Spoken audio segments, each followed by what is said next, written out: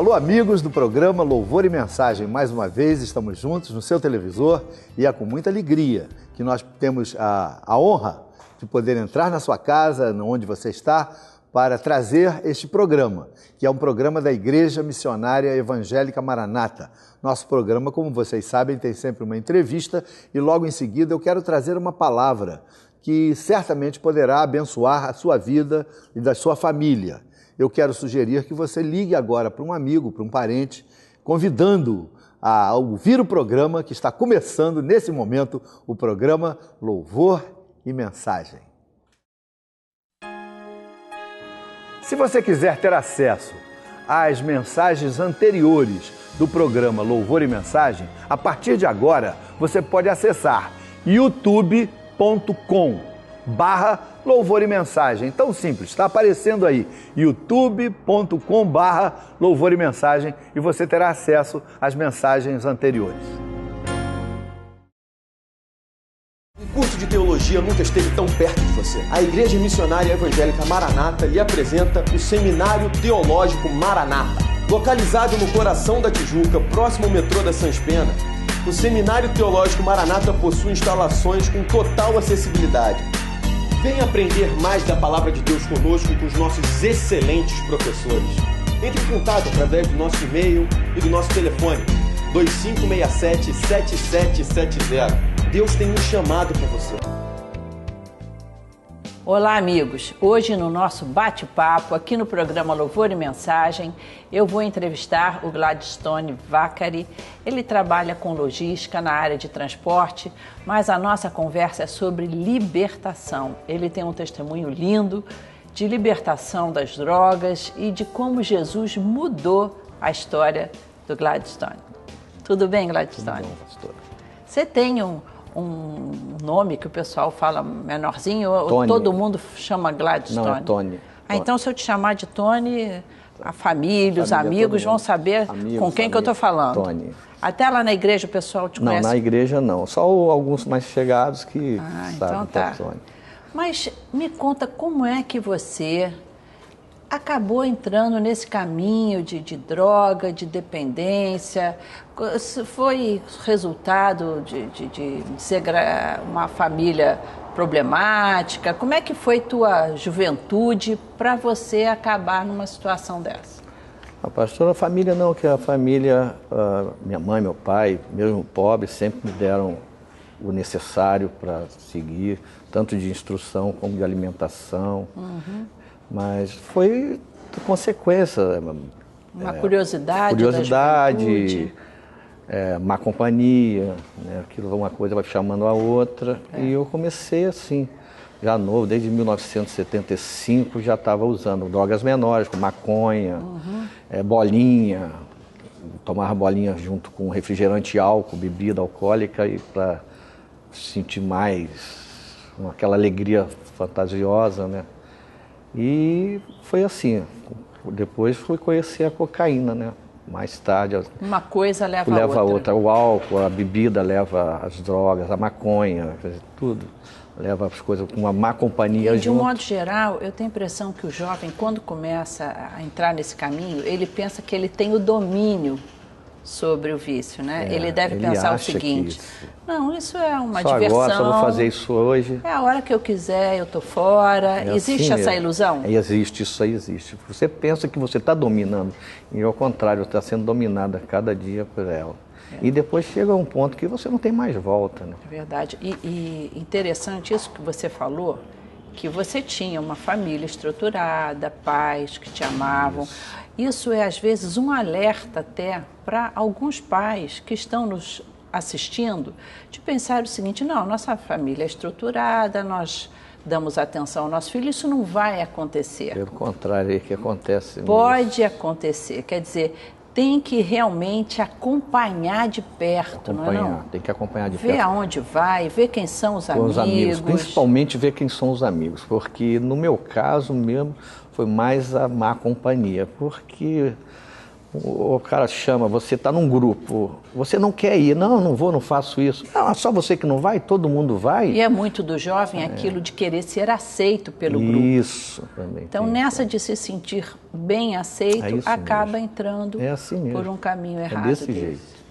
E quando você deu conta, você já estava dependente mesmo? Já, quando eu dei conta eu já estava dependente, quando eu fui ver, principalmente da cocaína. A cocaína é terrível. Isso não atrapalhou a tua vida profissional? Profissional não, inclusive é o que eu falo, que Deus já vem me guardando, mesmo sem eu ter o encontro com Ele, já me guardava, porque eu sempre fui um bom funcionário. Todos que trabalharam comigo, muitos nem sabiam que eu usava. Mas em compensação a vida familiar... É verdade. Minha esposa já sabia, quer dizer, mais tarde ela foi começar a ver. Eu também, você quer esconder e não consegue esconder, porque você já, quando já está dependente, você começa a esquecer no bolso, ter crise de abstinência, já começa a ficar, né? As suas atitudes já mudam, já de atitude, fica mais nervoso, qualquer coisa que fala você já está explosivo. Entendeu? E as pessoas começam a notar realmente. E você disse que você tinha também o vício da bebida. Tinha junto. Eu bebia e usava droga ao mesmo tempo. Fumava muito também. Quer dizer que você conseguiu equilibrar a vida profissional, mas a tua vida familiar quer dizer, quebrou. Eu conseguia levar. Você conseguia levar, mas não era aquela vida familiar, porque você chega em casa, sai do trabalho direto para dentro de uma favela para usar droga, e depois chega em casa, a pessoa pergunta para você, a sua companheira, você estava onde? Estava trabalhando, mas não estava trabalhando, você estava dentro de favela, se prostituindo. E uma área de risco, né? Uma área de risco muito grande. Uma área de risco muito grande. Você acaba quase que fazendo uma parceria com o crime. Isso, faz uma parceria. Você vira o marketing. É um sócio do crime. Um sócio do crime, porque você marqueteiro ajuda financeiramente, ajuda a trazer pessoas contigo também. Você acaba também oferecendo. Exato. Que incrível, né? A pessoa que está nesse meio, parece que ele tem um prazer de oferecer para o outro. Porque é como se fosse um imã. Porque você vê a pessoa, não faz, mas você vê que é uma boa pessoa e você quer estar perto daquela boa pessoa. Como se você achando que aquela pessoa fosse te tirar, mas pelo contrário, você está chamando ela para ali. Quer dizer, você está usando, está sendo um canal de maldição, em vez de estar achando que é um canal de bênção. Né? E quando você se deu conta disso, você estava tão envolvido que isso começou a afetar a tua vida. A minha vida particular, minha vida familiar foi... Você chegou a pensar em suicídio? Já, várias vezes. Principalmente depois que eu me separei. Depois que eu me separei, eu fiquei mesmo debilitado mesmo. Essa separação ainda te empurrou mais? Empurrou mais. Eu usava todo dia. Entendeu? Agora, vamos falar da parte boa, Tony. Quando foi que Jesus e como Jesus transformou a tua vida? Como é que aconteceu isso? Aconteceu que eu trabalhava com um rapaz que era motorista, ele trabalhava comigo, ele sempre ouvia ele lendo a Bíblia, e ele sempre que podia ele falava de Jesus para mim. Mas eu sempre escarnecia dele, brincava com ele, e ele nunca deixou de... Toda vez que ele me via, ele tinha oportunidade, ele falava. Ele vinha com a Bíblia e falava um versículo agradável, um versículo bom, um versículo que chamasse a atenção. E eu sempre falava com ele, rapaz, essa não é a minha praia. Tu acha que eu vou ficar em praça pública dando papelzinho, dando dinheiro para pastor? Não é a minha praia. Não adianta perder o seu tempo, que não é a minha praia. E ele saiu da empresa, foi para um emprego melhor, saiu da empresa. E um ano depois, mais ou menos, ele veio fazer uma visita na empresa. E ele falou comigo, cara, é hoje, cara, Jesus quer falar contigo hoje. Aí eu falei, você tanto vem, tanto insiste, hoje eu vou. Que horas vai ser? Te convidou para ir à igreja? Para ir num culto da igreja. Aí eu falei, que horas é? Ele falou, hoje, às 7 horas, era uma terça-feira, se eu não me engano. Era um culto de oração. E ele falou, 7 horas eu passo. Se tu for, eu passo aqui, vem, tu vai comigo. Eu falei, passa aqui que eu vou. E depois que eu aceitei o convite, eu até continuei trabalhando. Ele foi, saiu. E eu falei, poxa, por que eu fui aceitar esse convite? Agora eu vou ser obrigado a ir na igreja, né? Tomara que ele não apareça. Aí ficou aquela ânsia da pessoa desistir, não aparecer. Aí, quando deu mais ou menos 7 horas, ele apareceu. Eu falei, o cara veio. E agora vou ter que ir. Falei, ó, vou rapidinho em casa, vou trocar de roupa, tu aguarda aqui que eu vou. Aí ele aguardou, fui em casa, troquei de roupa rapidinho e acompanhei o carro dele. E cheguei em Irajá, na Maranata de Irajá. Igreja Missionária Evangélica Maranata em Irajá. Até está aparecendo aí na tela os nossos endereços, inclusive o de Irajá também. Caminhando para a porta, eu falei, eu vou sentar no último banco, porque se a coisa for ruim, eu dali mesmo... Eu, desagradável, estou saindo fora. Mas quando eu botei o pé para dentro daquela igreja, eu recebi um impacto tão grande que eu vi que a coisa era diferente. Na mesma hora, eu recebi um impacto que parece que saiu uma tonelada de cima de mim. O Espírito Santo já te tocou ali na entradinha. Senti já a diferença ali. E eu fui e fiquei realmente no último banco. Ele do meu lado, fiquei ali.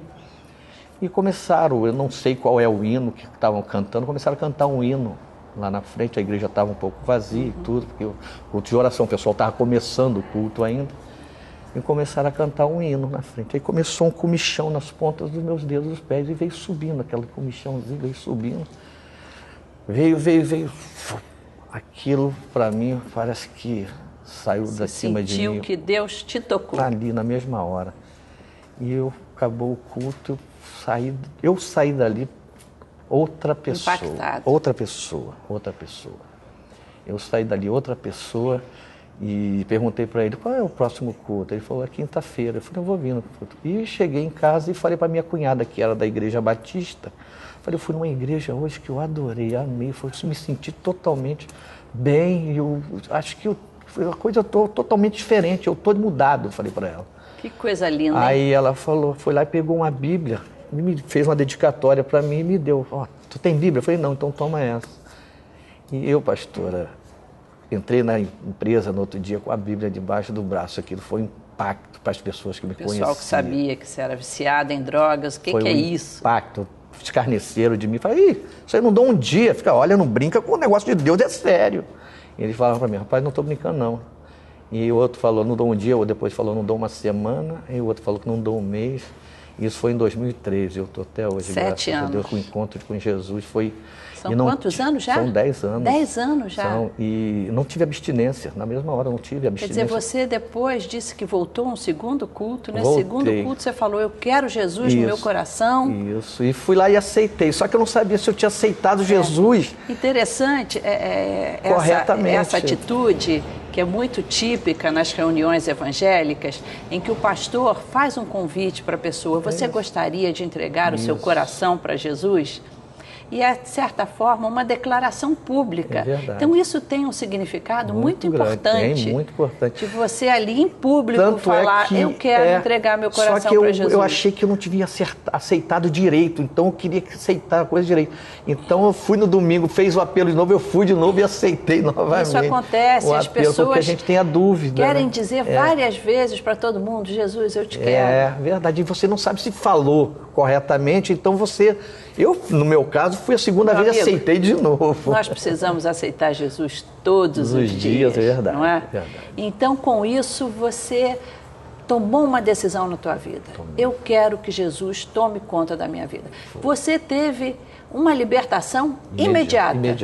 Você saiu dali nunca mais. E quem me usou conhece, drogas. nunca mais. E nem bebi, nem fumei mais. Quer dizer, foi não imediato. teve clínica de recuperação, psiquiatra, psicólogo, remédios. Nada. Jesus e o poder do Espírito Santo te impactaram que você foi transformado definitivamente. Definitivamente. Tive um encontro com Cristo ali. 10 anos. Que Graças coisa linda. E não teve nenhuma crise depois. Não porque tive muitas pessoas nenhuma. para ficar. Porque geralmente a pessoa tem aquela falta aquilo, principalmente o tanto tempo dos anos que eu usava a droga, eu teria que ter aquela. Eu não tive abstinência nenhuma, graças a Deus. Que coisa linda. Foi... E depois disso, Tony, você começou a contar essa bênção no teu trabalho. Verdade. Porque já com meus atos, né, as minhas atitudes no trabalho foram totalmente diferentes. Quer dizer, o pessoal que tinha um grupo que saía para beber, para usar droga, eu já começava, já me via eu lendo a Bíblia, lendo a E tem palavra. muitas pessoas que acham que para acontecer essa transformação vai ser um sacrifício para você, você vai sofrer. Geralmente a pessoa, não sei, eu não senti nada. Uma alegria. Foi uma alegria. Uma alegria. Tirou aquela depressão, aquela angústia, aquele peso e veio uma paz enorme. Jesus no teu coração. Uma paz enorme no meu Você coração. se batizou e há 10 anos você Sou está batizado firme no com Espírito Jesus na Santo igreja, também. ajudando e testemunhando para Amém. outras pessoas. Amém, graças a Deus. Que Jesus liberta hoje. É verdade. Glória a Deus. Parabéns. Eu agradeço ao Senhor Jesus Cristo por eu estar aqui dando essa entrevista aqui para vocês, porque se eu não tivesse, se Deus também não De tivesse... repente você já estava até morto. Eu estava morto. Com certeza eu estaria morto. Muito obrigado, Tony, por essa palavra tua, animadora. Eu sei que tem alguém aí nos assistindo que está sabendo hoje, quem sabe pela primeira vez, como é importante ter um encontro com Jesus para ser liberto de tantas coisas, não é? Muito obrigado pela tua presença aqui no programa. Amém, obrigado. Eu que agradeço. E você, amigo telespectador, Jesus liberta ainda hoje. Fique ligado que você vai escutar uma mensagem sobre Jesus. Faça uma visita à nossa igreja. Você tem algum familiar nessa situação, algum amigo? Leve para a nossa igreja ou uma igreja próxima da sua casa, porque Jesus faz a diferença. E ligue para nós. Veja um dos nossos telefones e ligue. Dê sua opinião, peça informações. A sua ligação é muito bem-vinda. Mas assista agora uma mensagem abençoada. Meus irmãos e meus amigos, eu quero convidar você para uma viagem muito linda. Nos passos do apóstolo Paulo, nós iremos àquelas cidades onde Paulo estabeleceu igrejas, como Atenas, como Éfeso.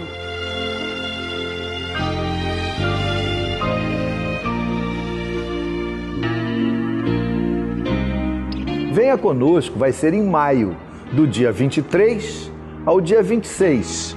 E você vai poder então participar na Turquia e na Grécia. Nós iremos a lugares lindos como Pamukkale,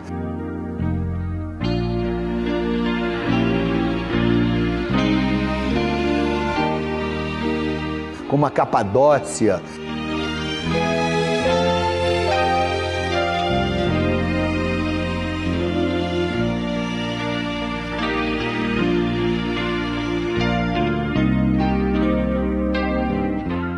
E eu tenho certeza que você vai gostar muito desse time de gente campeã que está indo comigo à Turquia e à Grécia. Venha, ligue para o telefone que está aparecendo aí na sua telinha, que vão te dar todas as informações. Venha conosco, maio de 2013.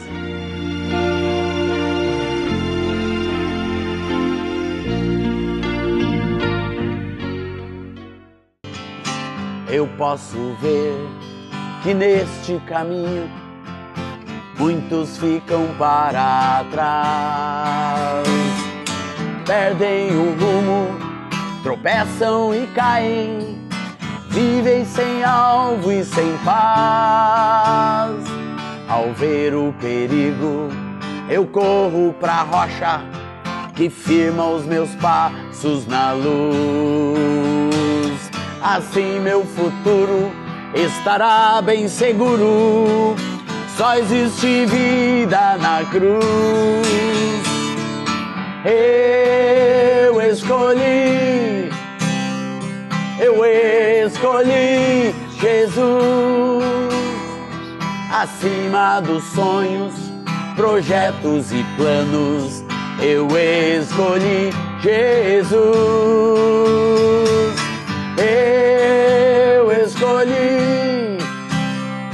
Eu escolhi Jesus. Mais que a felicidade, eu busco a santidade. Eu escolhi Jesus. Jesus, tu és a pérola de grande valor, que me escolheu primeiro. Por isso entrego tudo, eu abro mão de tudo. Venha ao teu reino, Senhor. Venha ao teu reino, Senhor.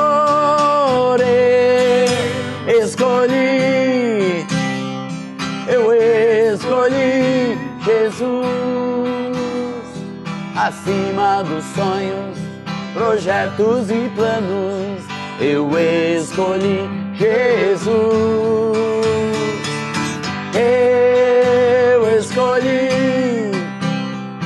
Eu escolhi Jesus. Mais que a felicidade, eu busco a santidade. Eu escolhi Jesus.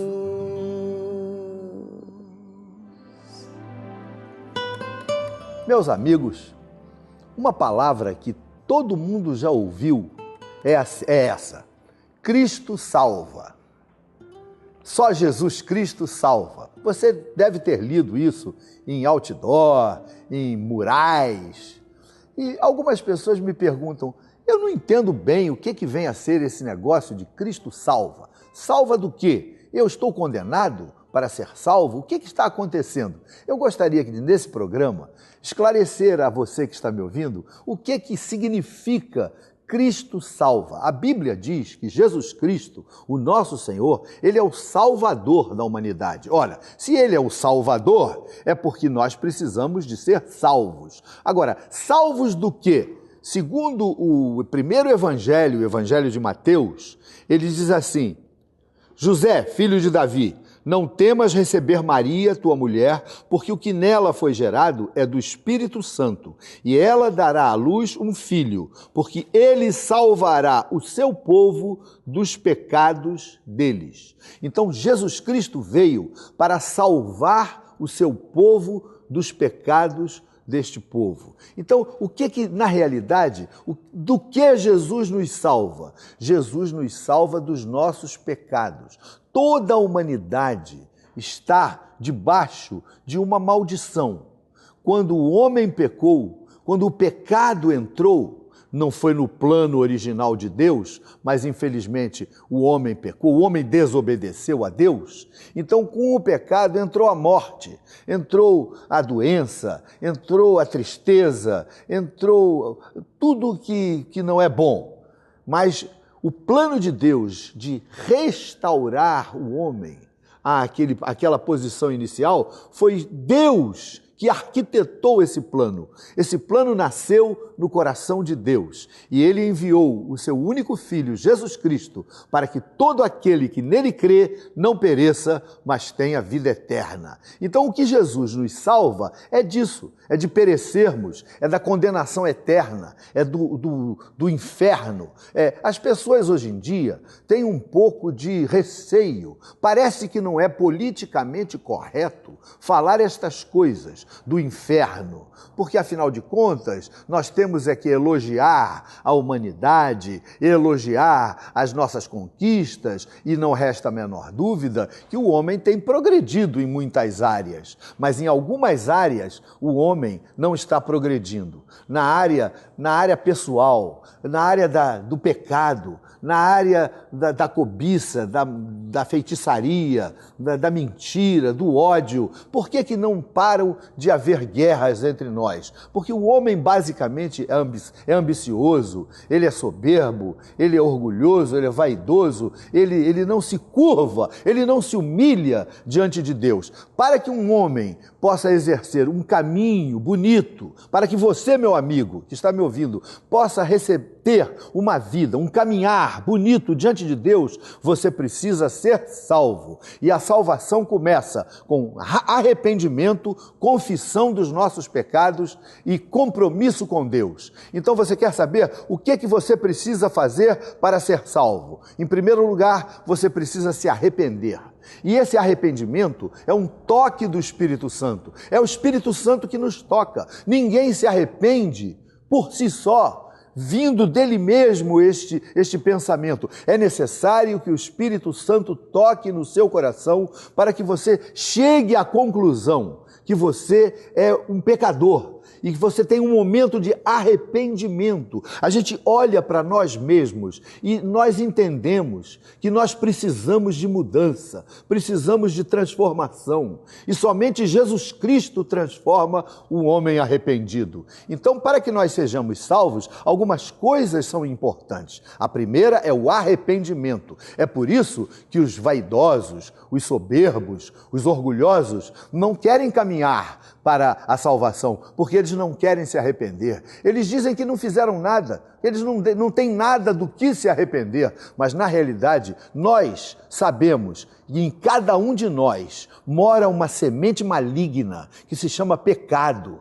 E isso aí, meus filhos, meus irmãos, nós precisamos nos arrepender. Ter um momento de arrependimento é o primeiro passo para a salvação. O segundo passo é a confissão. Quem se arrepende, confessa. Você não precisa confessar para mim, pastor, ou para um sacerdote. Você precisa confessar para Deus. Jesus Cristo é o nosso mediador. E ele pode ser o mediador seu, que faz com que você confesse o seu pecado arrependido e mude e se transforme. O arrependimento é uma mudança de direção. Quem estava caminhando para lá, passa a caminhar para cá. Então, a salvação pressupõe que você se arrependa e a salvação pressupõe que você confesse os seus pecados. E em terceiro ponto, é que nós precisamos ter compromisso com Deus. A salvação pressupõe compromisso. É por isso que você precisa estar envolvido em alguma comunidade espiritual, você precisa ter alguma função, ter um ministério, ajudar alguém, participar do estudo bíblico na sua igreja, ser um contribuinte no reino de Deus, ajudar a obra missionária, participar do esforço de evangelização que as igrejas evangélicas têm feito nesta cidade e no nosso país. Você há de convir que a conversão para o cristianismo está aumentando. A população evangélica está aumentando porque pessoas estão pregando o evangelho e o Espírito Santo toca no coração dessas pessoas e elas se arrependem, elas confessam os seus pecados e elas passam a ter compromisso com Deus. É por isso que nós estamos aqui nesta televisão há tantos anos, todo sábado, neste horário. Nós viemos para cá, tem sempre alguém falando de alguma coisa que aconteceu na sua vida. Com que finalidade? Para que você se arrependa, para que você confesse os seus pecados e para que você assuma um compromisso com Deus. Quando nós viemos aqui, e viemos já há anos, nós não ficamos pedindo o seu dinheiro, nem ficamos falando que você tem que vir aqui, tem que estar aqui na nossa igreja, senão você não vai ser abençoado. Não é verdade. O que você precisa fazer para ser salvo é arrepender dos seus pecados, confessar os seus pecados e ter um compromisso com Deus. Para que a gente tenha um compromisso com Deus, não precisa vir na Maranata. A Maranata não é a única casa de oração desta cidade. Existem igrejas sérias, éticas, bíblicas, espalhadas por toda a cidade. Procure uma igreja presbiteriana, procure uma igreja batista, procure uma igreja metodista, procure uma igreja da Assembleia de Deus, procure uma igreja da Nova Vida, procure uma igreja do Projeto Vida Nova, procure uma igreja... Em suma, existem muitas igrejas evangélicas, e pelo menos a Maranata está espalhada em 12 endereços que estão aparecendo aí na sua telinha. Ligue para nós, envolva-se, tenha um compromisso com Deus. Jesus Cristo veio para nos salvar, mas para que você seja salvo, você precisa se arrepender, confessar o seu pecado e ter um compromisso com Deus. Que Deus o abençoe. Eu quero orar por você nesse momento, para que você possa fazer isso, porque isso significa salvação, salvação eterna. A sua alma, o seu espírito passa a ter uma outra morada. Você vai morar com Jesus, mas para isso nós precisamos nos render, nos arrependermos, confessarmos os nossos pecados e orarmos e termos um momento de compromisso com Deus. Eu quero orar por você nesse momento. Vamos orar? Meu Deus, meu Pai, aqui está esse homem, esta mulher que precisa ter uma experiência bonita com Jesus. Ajuda essa família, que eles possam se arrepender, confessar os seus pecados e passar a ter um compromisso bonito com Jesus, com o Evangelho do Reino. Ajuda-os para que eles possam ser profundamente abençoados. Até o próximo programa. Eu sou o pastor Paulo César Brito. Que Deus o abençoe.